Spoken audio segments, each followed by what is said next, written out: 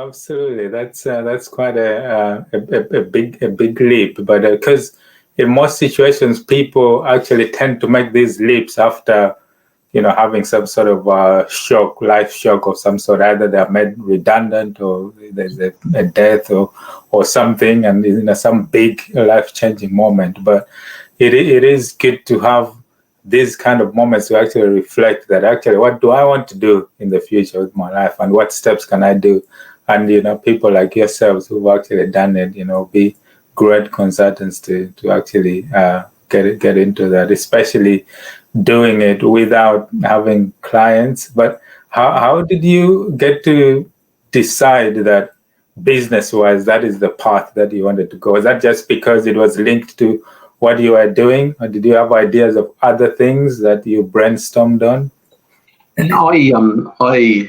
It's really great question, Alex. And I suppose I always knew that I wanted to sort of be a bit of a problem solver. Even when I was sort of a quarry manager, I used to chat to my boss and say, just talk to him about issues and problems that there were in my site or in the business, and how we were going to sort it out. And I thought, I really enjoy that particular aspect. And so what I wanted to do is I wanted to do something where I could help people solve problems.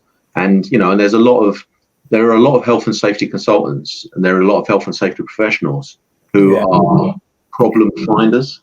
Okay, so they will go in and they will say that this is wrong and that is wrong and this is wrong and that is wrong. And I didn't want to do that.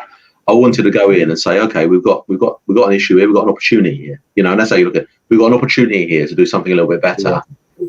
Let's talk through. Let's decide how we can do that better. And so that's really what what I wanted to do. And I suppose a consultant is a good way of doing that.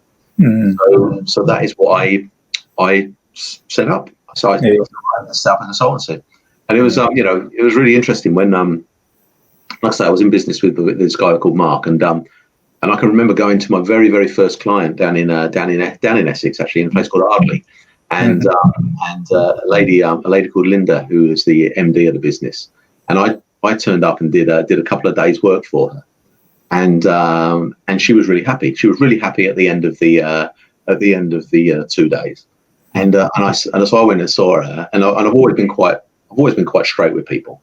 And I just said, look, Linda, I'm going to be really straight with you. I said, look, is there any chance that you could write us a check for the last 2 days? That I could, because this is so that this is back when checks were still meant something. Yeah. And she said, right. I sort of told her what the day rate was, and she said, right, okay. So anyway, she wrote this check out and she handed it over to me, and it was for double the amount of money that I'd asked for. Oh, wow. And I went, what's all this? And she goes, can you come back next month and do 2 more days for us? And I went, yeah, love to. And I can remember getting back to, I was living down in Bristol at the time, getting back down to Bristol, and I rang my business partner, Mark, up, and I said, look at this, I sort of showed him a bit of the check. Look what we've got, and it was like the first money coming into the business. And it was just, and I think, what that taught me, that, that if you do stuff that's of value to people, then people really, really respect it and, and support, all the way through COVID. We haven't lost a client through COVID because of, because we've been supporting them all, we've been there to help. And that's so important, supporting people. That's brilliant. So, in the early days, considering you left you handed in your notice without having any clients on board, how did you manage, or what was the process to get those first clients on the books? How did you go about that? So one of the things that I did very, very early on is I spoke to my mortgage company, okay, and I said to my mortgage company, look, can we have like a 2 or 3 month window, where we don't, and again, they were great. They were really, really supportive. And so that took a little bit of pressure of how much money, not was just coming into the business, but how much money we had to take out. So not having that pressure on actually thought helped. That was one thing. Now nowadays, I don't know good mortgage companies will be with that. I mean, we had a good record of paying for years and years and years, so it worked out. But what we what we had to do was we had to go out and talk to people, and I had to go out and I have a lot of contacts. I've been in the quarrying industry for a lot of years, and the quarrying industry were really, really helpful to us. So I was very fortunate. The Institute of Quarrying, there was an opportunity to help them write a health and safety management system that they could then give out to their clients. And so we got paid to write this system. But what that also meant then is that we then had these fantastic resources that we could sell outside of the quarrying industry. We weren't allowed to sell it inside the quarrying industry, but we're allowed to sell it outside. So so again, that was really, really helpful. And then it's just a case of getting out, networking. I suppose I didn't really, when I worked for a big business, I didn't realize how important networking was, because I never used to call it that. We used to just go for meetings, you know what I mean? Whereas in actual fact, going out and building relationships with other people that ultimately help to promote you, because they have got confidence and trust in you, is really, really important. So networking was a big part, and still is a big part of what I do. I was on at 6:30 this morning. I was at a networking event, because it is just such an important part of maintaining and growing your business. Absolutely. Yeah. Cool. And so, I mean, a lot of businesses, especially like the small startups and relatively small businesses, they see probably health and safety as something that is maybe quite difficult or big to understand, or maybe just relates to the big corporations and all of that.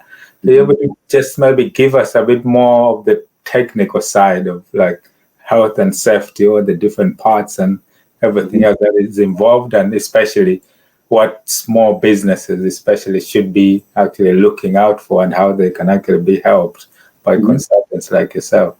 I think in law, there's a piece of legislation. And to be fair, legislation can be really boring. Okay, so you've always got to be careful. But there's a piece of legislation out there that talks about the size of your business. And if you employ less than 5 people, you don't have to have as much documented as if you employ more than 5. So that's that's if you've got 5 or more people in your business, then there's a bit more onus on you to get things right.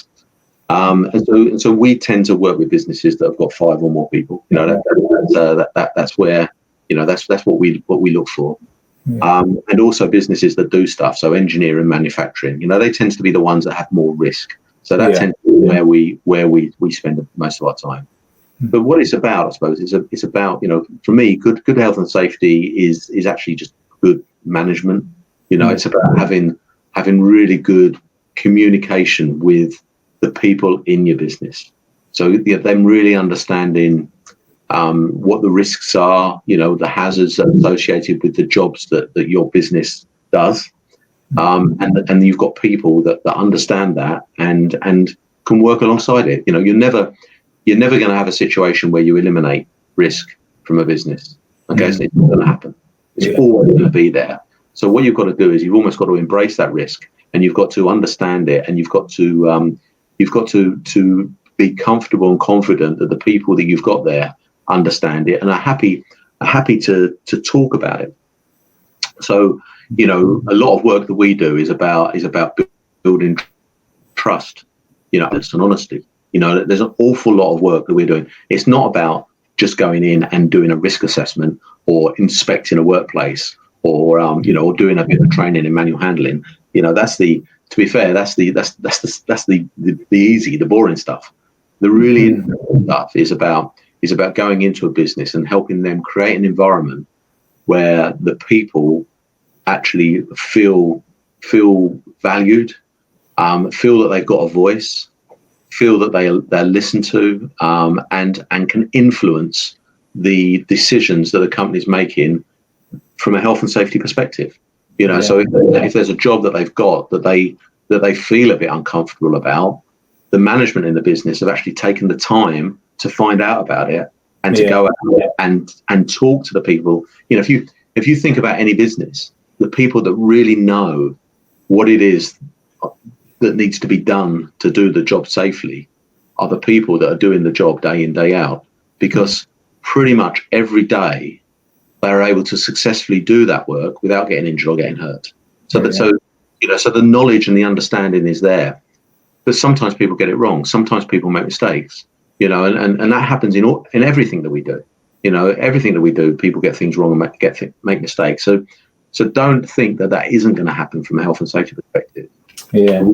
What is important is how you react as a business when mistakes do happen. Unfortunately, from a financial perspective, if a mistake's made, you lose a few quid. You know, from a health and safety perspective, you make a mistake, you can lose your life. You know, so it's much bigger odds that you know, and bigger penalties that you're paying. But people don't see, people don't see it that way in the workplace. You know, if you want to be a successful business person, you really want to understand the risk, and you want to make sure that the people that you've got in your business understand it. And an environment where people can comfortably and confidently just talk about stuff and not be penalised, not be pushed down, not be shut up. Because if you shut people up, then things are going to go wrong, and you're going to pay. Yeah. Wow. Yeah, that's great. That's a great picture of what is involved in health and safety. So, for you as a business, sort of looking forward over the coming years, what is the grand vision, or what is the grand plan in terms of where you see yourself, or where you want to go, where you want to take the business? So I've used lockdown very, very positively.